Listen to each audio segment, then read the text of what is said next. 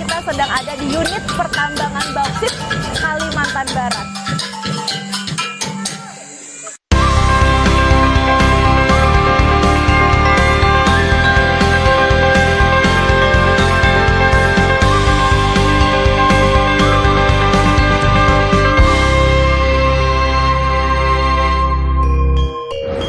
Katulistiwa. Kalau sudah melihat tugu ini berarti kurang lebih sudah tahu lah ya saya ada di mana. Selamat datang di Kalimantan Barat.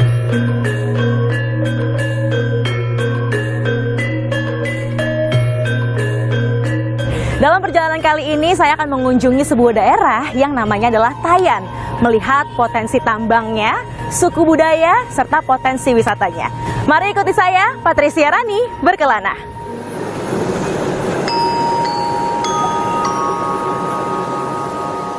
Untuk membuka perjalanan saya di Kalimantan Barat, saya langsung berkunjung ke salah satu potensi wisata alam yang dimiliki oleh Tayan, yaitu Danau Laet.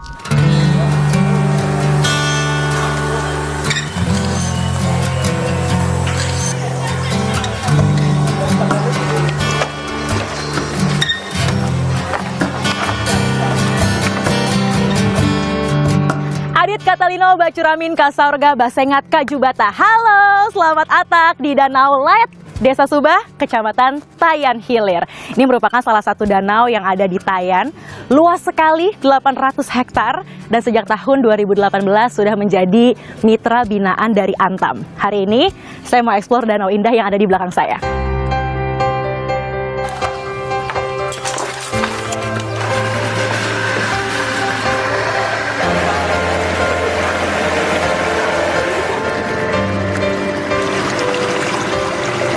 Saat saya berkeliling Danau Laet, saya dapat melihat sendiri keindahan dari Danau Laet. Salah satunya adalah 12 pulau yang terdapat di tengah-tengah danau ini. Yang tidak kalah keren, ternyata salah satu pulau yang ada di sini benar-benar berpenghuni.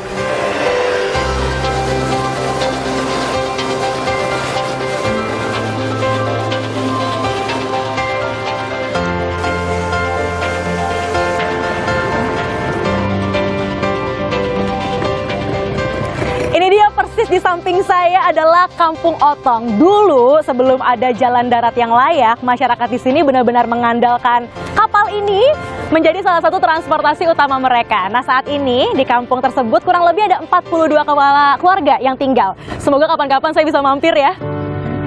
Setelah puas melihat keindahan dari Danau Laet, saya mau tahu lebih lanjut mengenai danau ini.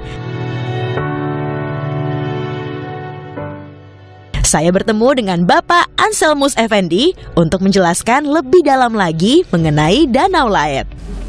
Kalau Danau Laet ini kan emang udah ada dari zaman nenek moyang ya Pak. Cuma kan akhirnya beberapa tahun inilah baru akhirnya jadi tempat wisata. Nah, boleh nggak sih Pak diceritain awal tuh gimana akhirnya danau ini bisa jadi tempat wisata kayak sekarang? Iya, Danau Laet ini bermulai dari kelompok kecil masyarakat RT 06 Otong, Desa Subah, Kecamatan Tayan Hilir. Nah, karena potensi alamnya bagus dan saya waktu itu pun terinspirasi sering jalan-jalan ke luar Pulau Kalimantan, khususnya di Jawa, Jogja. Ya, jadi saya juga melihat bahwa ini suatu peluang apabila kita konsep menjadi suatu tempat wisata tujuan orang-orang Kalimantan Barat lokal berwisata di Danau Laet. Jadi awalnya dari masyarakat lokal sendiri. Iya, bermulai dari masyarakat setempat. Kece. Terus sekarang kan banyak sekali ya Pak fasilitasnya. Seperti ini, jembatan ini kan salah satu fasilitas juga.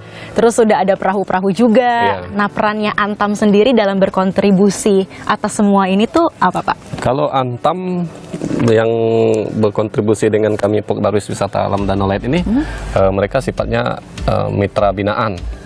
Menunjang fasilitas yang kurang di tempat ini, contohnya WC, toilet bersih di tempat parkiran, miniatur rumah betang, karena itu ikon dari keberadaan warga masyarakat suku Dayak pada umumnya di tempat ini. Nah, kemudian penerangan alternatif solar cell. Ya, jadi kemudian lagi live vest untuk safety pengunjung yang menggunakan jasa transportasi air berkeliling danau. Ya, jadi itu merupakan bantuan-bantuan dari Antam ke kita.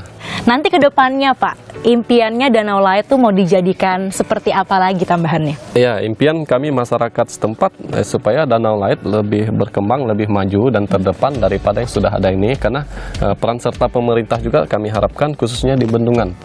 Program pembangunan unggulan wisata alam Danau Light, karena kalau tidak di bendung airnya turun naik ya ketergantungan dengan alam wisatanya. Semoga nanti ke depannya yang tadi Bapak doain terjadi ya Pak, terus amin. makin banyak, nggak cuma lokal aja tapi Sip. dari mana-mana datang ke sini juga. Ya, kita berharap seperti itu, wisata Danau Light ke depannya maju dan berkembang khususnya di Kalimantan Barat.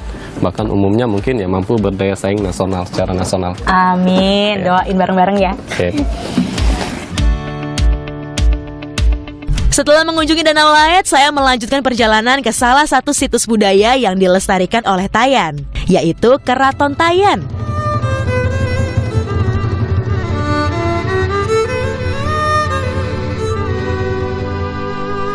Sesampainya saya di sana, saya disambut dengan tarian persembahan khas Melayu untuk menyambut tamu.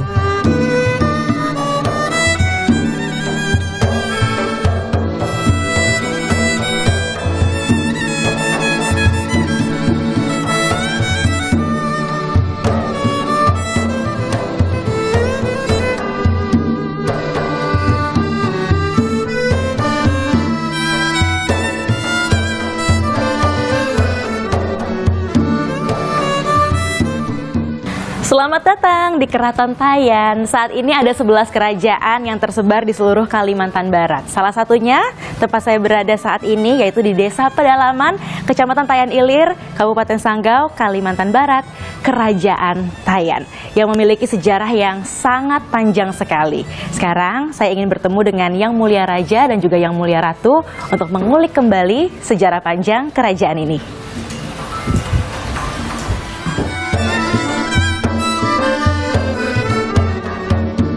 Saya sudah bersama dengan Yang Mulia Panembahan Anom Gusti Yusri, Raja Tayan yang ke-14 beserta Yang Mulia Ratu Andi Haryani. Nah, hari ini saya bertamu ke sini karena memang Keraton Tayan ini kan sejarahnya panjang sekali, sudah dimulai dari dulu kala, dan senang sekali karena tradisi itu masih bisa berjalan sampai sekarang. Jadi Yang Mulia Raja, bolehkah diceritakan sejarah awal dari Kerajaan Tayan ini sendiri? Terima kasih Rani. Nah, Kerajaan Tayan ini sendiri berasal dari Matan Tanjung Purah, dari Kerajaan Matan. Nah, raja pertamanya adalah Gusti Lekar yang merupakan anak dari Raja Matan. Nah, sekitar tahun 1400-an, 1450-an, tahun Hijriah ya, beliau datang ke mari dengan misi utamanya adalah mengamankan jalur perdagangan. Nah, di Tayan Raja pertama Gusti Lekar kemudian menikah dengan putri seorang panglima Dayak, dari tokoh Dayak di sini di daerah Tebang Benua namanya. Kemudian dari perkawinan itu terus secara berkelanjutan sampailah hari ini, sampai kami zuriat berikutnya. Ada peran kolaborasi juga sampai akhirnya bisa terjadi dan tradisi ini bisa diteruskan dari masyarakat Tayan dan juga Antam. Ya. Boleh diceritakan Yang Mulia Tentu saja. kolaborasinya? Nah, ketika kami dinobatkan waktu itu, Antam sudah hadir di Kecamatan Tayan atau di wilayah Kerajaan Tayan ini. Antam mensupport ketika upacara atau prosesi penobatan kami, sehingga pada waktu itu kita bisa mendatangkan sejumlah raja-raja dari Nusantara, bahkan ada perutusan juga dari Malaysia, dari Kelantan waktu itu, dan juga dari perutusan dari Brunei pada tahun 2012. Nah, di situ peran Antam sangat terasa sekali, karena untuk perhelatan sebuah penobatan raja itu dengan pernik-pernik dan tradisinya itu memang tidak sederhana begitu ya. Apalagi harus mendatangkan ribuan orang dengan acara ini. Nah, di sini Antam mengambil peran penuh pada waktu itu. Begitu tahun 2012, 1 tahun kemudian kami bekerja sama dengan PT Antam waktu itu ingin merevitalisasi bangunan istana ini. Karena pada tahun itu kondisi istana kita ini sangat menyedihkan. Jadi bangunannya miring, kemudian bocor di sana-sini, terutama di bangunan induk ini. Sejarah yang panjang sekali, terima kasih sekali Yang Mulia Raja dan juga Yang Mulia Ratu untuk waktunya. Aku berdoa semoga nanti suatu saat bisa kembali lagi dan sudah lebih tradisinya bisa lebih diteruskan lagi ke anak-anak muda sehingga Kerajaan Tayan ini bisa terus ada sampai selamanya. Terima kasih untuk waktunya.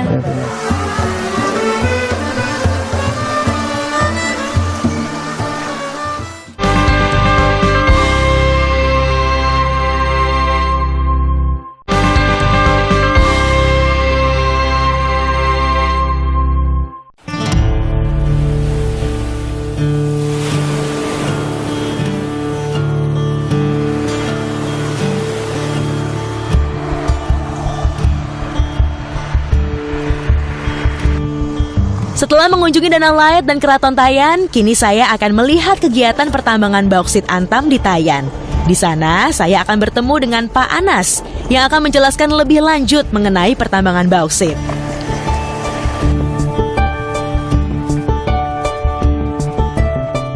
Ini kali pertamanya saya masuk ke pertambangan yang ada di Kalimantan Barat dan sekarang kita sedang ada di unit pertambangan bauksit Kalimantan Barat. Seperti inilah, luas sekali dan prosesnya juga dilakukan di sini.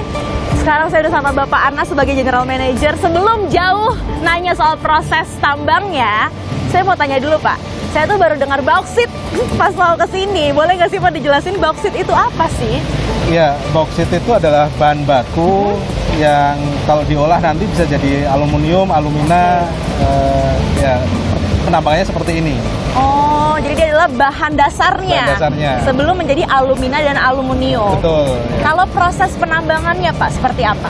Iya, ini tambang bauksit itu tambang terbuka. Jadi kita harus mengupas overburdennya, lapisan atasnya mungkin 3 meteran. Habis itu setelah itu baru dapat ore bauksit ini. Ore box itu adalah bauksitnya itu sendiri? Ya, nah tidak bisa langsung dipakai, harus dicuci dulu. Ini adalah washing plant kita. Oh, jadi habis diambil tanah dan batu-batunya Atasnya, kemudian dicuci. Harus dicuci dulu. Barulah terlihat bauksitnya nanti. Iya. Nah, tadi ketika saya perjalanan ke sini, itu sempat ditunjukkan juga ini nih unit reklamasi, dulunya ini pertambangan. Iya, iya. Apakah reklamasi juga jadi salah satu hal yang wajib Pak dalam sebuah Oh, pertambangan? sangat penting. Kita melakukan good mining practice. Jadi karena kita memang membuka atau mengubah rona bumi ini, kita kupas tadi overburdennya, kita ambil mineral di bawahnya, maka kewajiban kita adalah mengembalikan lagi bekas tambang itu untuk peruntukan berikutnya. Kalau sejauh ini yang paling simple, paling mudah memang kita lakukan reklamasi. Jadi termasuk di belakang sana itu yang hijau itu bekas reklamasi kita. Tuh, berarti wajib, nggak boleh sembarangan. Kalau ada orang nambang nggak direklamasi lagi itu berarti melanggar hukum ya Pak? Betul. Jadi harus ada reklamasi dikembalikan lagi. Juga kalau pertambangan tuh kita lihatnya, oh dari depan cuma ngeruk-ngeruk aja gitu. Padahal melewati proses yang panjang juga. Ada riset, ada eksplorasi, akhirnya proses pertambangan. Selama kerja juga harus safety. Dan tadi yang paling penting yang Bapak Anas bilang adalah reklamasi. Jadi berapapun puluh hektar yang digunakan, yang diambil gitu kan hasil buminya itu harus dikembalikan lagi ya. Supaya menjadi lahan yang sehat juga. Terima kasih ya Bapak Anas.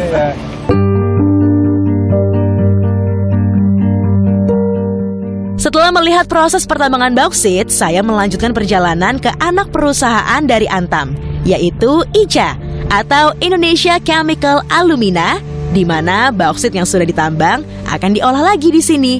Seperti apa ya hasilnya? Kita tadi sudah ke tambangnya, sekarang Rani sudah berpindah ke pabriknya. Ini adalah ICA, Indonesia Chemical Alumina. Nah, pertama kali saya masuk, terus ngelihat gundukan ini langsung Apa ini? Apakah gundukan pasir atau tepung terigu? Tapi ini bukan sama sekali ya. Di sini aku sudah bareng sama Pak Muammar. Halo, Mbak Rani. Langsung Pak, selamat siang juga Selamat Pak. siang, Mbak Rani. Gimana Aku tuh kabarnya? langsung pengen penasaran karena pertama kali dengar kata bauksit itu ketika mau ke sini. Jadi boleh nggak sih Pak diceritain prosesnya dari biji bauksit menjadi alumina itu? Ya, jadi bauksit itu kan biji ya, masih biji, masih raw material awal ya. Jadi sejak ada agenda hilirisasi, bauksit ini diolah menjadi produk yang lebih bernilai lebih. Ya, jadi bauksit tadi yang dari tambang Antam, lalu kita proses di pabrik ICA ini, lalu ya kita bisa lihat hasil belakang menjadi yang seperti tepung terigu memang. Jadi emang lebih kelihatan bubuk, powder, tapi sebenarnya kalau kita lihat tuh beda sebenarnya dengan tepung terigu. Jadi ini lebih kita namakan produknya namanya hidrat. Jadi hidrat ini tuh ibaratnya produk awal dari hasil pemurnian bauksit itu menjadi alumina. Dari hidrat ini akan kita bisa olah lagi nanti menjadi alumina dan turunan-turunan produk lain yang sesuai kebutuhan di customer kita. Pak Muammar juga menjelaskan bahwa hasil hidrat dan alumina ini banyak digunakan di sekitar kita, seperti penjernih air ataupun bahan campuran untuk keramik dan elektronik. ICA juga merupakan satu-satunya pabrik pengolahan chemical grade di Indonesia, dan hasil dari produknya mayoritas masih diekspor ke luar negeri. Pengolahan bauksit menjadi alumina di ICA menggunakan proses yang bernama Bayer. Proses ini terdiri dari 4 tahapan. Pertama, pelarutan biji bauksit menggunakan kaustik soda, lalu proses pemisahan red mud, proses pengendapan, dan terakhir proses kalsinasi.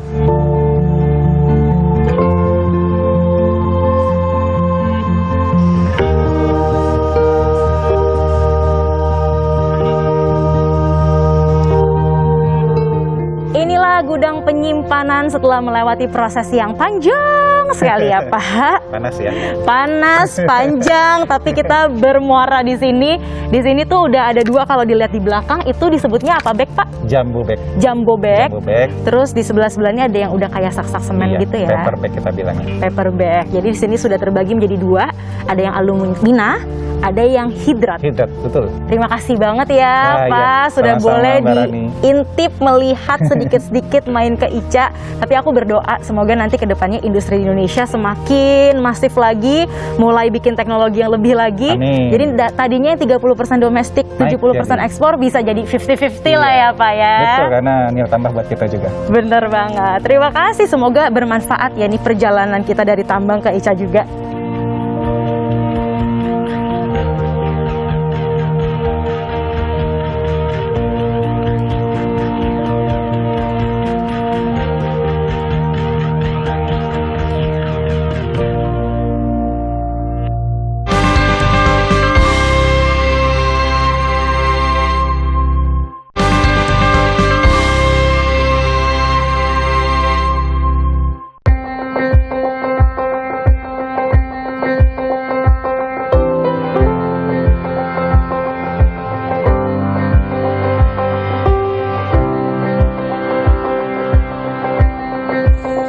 Lihat deh sayur-sayur di samping kanan, samping kiri saya ini semuanya seger-seger banget ya, bikin lapar. Dan semua sayur-sayur ini itu diolah oleh kelompok tani Mamalam, mandiri, manak, ngangalam.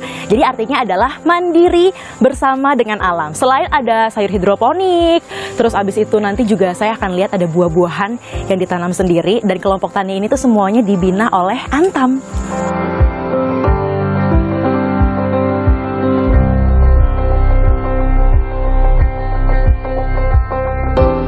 Misi Pak, aduh lagi ngomongin panen ini kayaknya nih ya. Kasih nih. Yang ini udah siap panen nih Pak. Sudah siap panen yang ini. Pas banget saya tuh tadi jalan dari belakang, resep banget ngeliatin jambu kristal yang udah siap panen gini. Oh, iya, Nah iya. Bapak Munaji ini adalah orang pertama pionir yang akhirnya ngebuat nursery ini ya Pak. Ya. Sampai akhirnya bisa sebesar ini sekarang jambu kristalnya di mana-mana. Boleh nggak sih Pak ceritain awalnya kenapa sih nursery ini akhirnya dibuat? Iya. Jadi awalnya itu kan karena Di tambang ini kan memang setelah selesai kita tambang, kan kita butuh reklamasi. Awalnya itu kita menanam tanaman-tanaman endemik. Ya, yang ada di sini itu ada jambu hutan, ada juga tanaman-tanaman yang lain. Jadi kita memberdayakan masyarakat. Jadi kita mulai bentuk sebenarnya di tahun 2014 kelompok tani Mamalam dengan anggota 4 orang sampai berkembang sampai saat ini kurang lebih sekitar 160-an orang lah. Ini Ya. aku baru lihat tadi beberapa. Kira-kira boleh nggak sih Pak tunjukin ke aku yang lain? Yang lain. Di sebelah sana ada apa? Boleh. Aku mau tahu. Boleh ya Boleh. Pak? Ayo, Yuk Pak, kita kita jalan. lanjut. Nah, Lewat mana Pak? Sini Pak, nggak apa-apa? Boleh, nggak apa-apa. Oke. Ayo, kita jalan.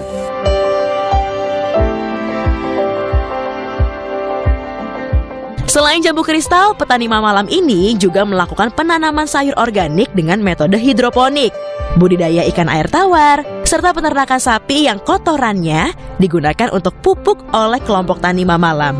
Tidak hanya pupuk, kotoran sapi ini juga digunakan untuk penerangan di peternakannya dengan dijadikan biogas. Ini adalah bentuk pembekalan untuk masyarakat sekitar tambang yang dilakukan oleh Antam dengan memaksimalkan potensi-potensi yang dimiliki oleh Tayan. Dalam menjalankan good mining practice, Antam langsung mereklamasi tanah-tanah bekas tambangnya. Seperti daerah yang saya masuki ini. Daerah ini terakhir ditambang pada tahun 2021 dan langsung direklamasi oleh Antam. Untuk mereklamasi daerah ini, Antam menggunakan media tanam tandan kosong atau tangkos yang terbuat dari limbah sawit. Selain sebagai media tanam, tangkos ini juga sebagai pupuk dari tanaman-tanaman endemik yang ditanam di sini. Selain itu, sebelum tanah ini ditambang, Antam menyimpan topsoil dari tanah aslinya agar dapat digunakan untuk mereklamasi daerah bekas tambangnya. Tanaman yang ditanam di sini merupakan tanaman endemik yang ada di Tayan, seperti jambu monyet dan jambu mete. Semuanya diambil dari nursery yang sebelumnya saya kunjungi dan diberdayakan oleh kelompok tani Mamalam sendiri. Hasil panennya sudah di samping saya dan Bapak. Asik. Ini buat yang belum pernah lihat, ini jambu apa Pak? Jambu monyet. Jambu monyet, bukan jambu monyet, bukan ya Pak. Harus hati-hati nih kalau nyebut. Terus sayur-sayurannya ini ada selada, lihat deh. Seladanya gede-gede banget. Kalau di restoran kan biasa dapetnya kecil-kecil. Sawi, sama ini tadi primadonanya nih Pak. Ya, karena ini bisa langsung dicoba. Langsung, gitu ya. aku yang ini Pak. Iya. Gimana? Mantep nih Pak ini. Mantap. Bisa di ini pakai pisau? Nggak apa-apa Pak, Atau langsung aja. digerogot aja? Langsung grogot aja Pak, biar sensasi kriuknya tuh dapet gitu ya. Iya. Aku cobain yang primadonanya dulu ya, Iya, jambu silakan. kristal. Gimana rasanya? Crispy banget. Crispy banget. Iya. Crispy terus manis banget. Ada asamnya, Iya. ada kesetnya sedikit, tapi mayoritas teksturnya aku suka banget sih. Karena kalau pas makan tuh krenyes, airnya banyak juga. Ini dijual berapa Pak? 1 kilonya? Ini dijual per kilonya di sini 25.000. Jadi satu kali panen itu sekitar 80 kilo lah. Bisa seminggu sekali, bisa seminggu 2 kali, tergantung kondisi yang ada. Tapi rata-rata 1 minggu sekali itu 80 kilo sekali panen. 80 kilo dan selalu habis ya Pak? Yang selalu habis. Dan ini karena kita baru sekitar 600 pohon aja. Tapi rencananya pengembangannya sampai Agustus itu kurang lebih kita targetnya 1000 pohon. Gitu. Jadi kalau misalnya main-main ke Tayan ya teman-teman bolehlah mampir nih ke sini. Terus wajib banget beli jambu kristal. Kalau di Jakarta mahal. Di sini 25.000 sekilo ya Pak. Ya.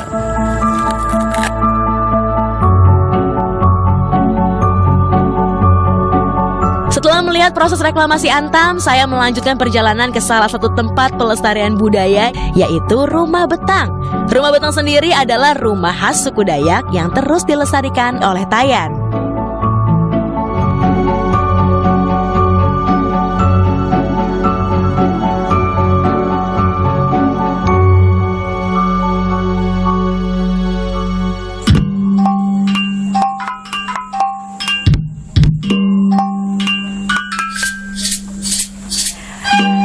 Selamat datang di Rumah Bentang, rumah adat khas suku Dayak. Di sini sebelum mengeksplor rumahnya, saya diajak dulu untuk menarikan tari penyambutan.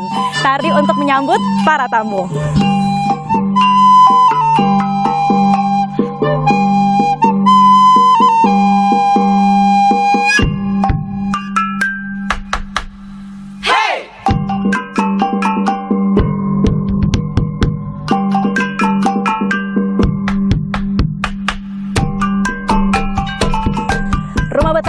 inilah rumah adat suku Dayak yang diturunkan dari generasi ke generasi. Dulunya seluruh keluarga bisa tinggal dalam rumah ini, bahkan bisa memuat sampai 9 kepala keluarga. Berarti dalamnya besar banget ya. Ikut aku lihat yuk.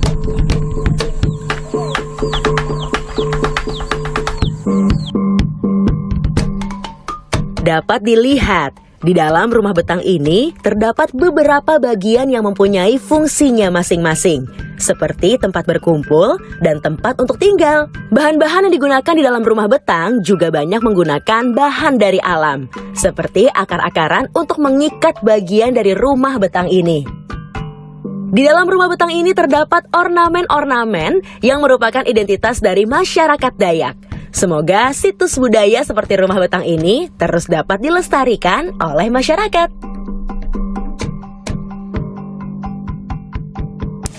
Ibu ini mau buat apa? Buat tikar. Oh, ini yang kita dudukin. Nah, ini tikar Oh, namanya. ini. Namanya apa? Lempak Lempak. Buat duduk. buat duduk Ini dibuatnya dari apa? dari daun. Daun apa? Daun seke. Daun seke. Ini ibu ngambil sendiri dari hutan? Ambil sendiri ke hutan. Hebatnya. Biasanya supaya jadi ini berapa lama prosesnya? Oh, enggak lama, 2 hari dijemur kering. 2 hari. Oh, tunggu kering dulu, Iya. dijemur, dianyam Dijemur, baru. habis dianyam. Aku mau dong diajari buatnya gimana. Nah, nganyam Gimana lah. coba? Gini. Coba aku teruskan dari sini ya. Ya. Nah. Oke, ini butuh ketelitian ya. Ya. Gini bisa. Oke. Ini buat gini lagi. Ini bisa. Jadi deh. Jadi. deh. Jadi biasanya ibu-ibu lakukan di sini memang menganyam salah Menganyam. satunya. Jadi semua nih yang ada di samping saya dianyam sendiri oleh ibu-ibu. Ya. Senang sekali mengakhiri perjalanan saya di Tayan, Kalimantan Barat, menghabiskan waktu melihat budaya dari orang Dayak itu sendiri. Kita sudah jalan-jalan berkelana ke pertambangan, melihat proses bauksit, sudah melihat tadi rumah betang yang juga sangat spesial bagi orang Dayak, dan masih banyak sebenarnya bisa dieksplor, tapi kelana kita harus berakhir sampai di sini dulu. Jika ingin melihat perjalanan yang lainnya, saksikan terus Kelana Indonesia.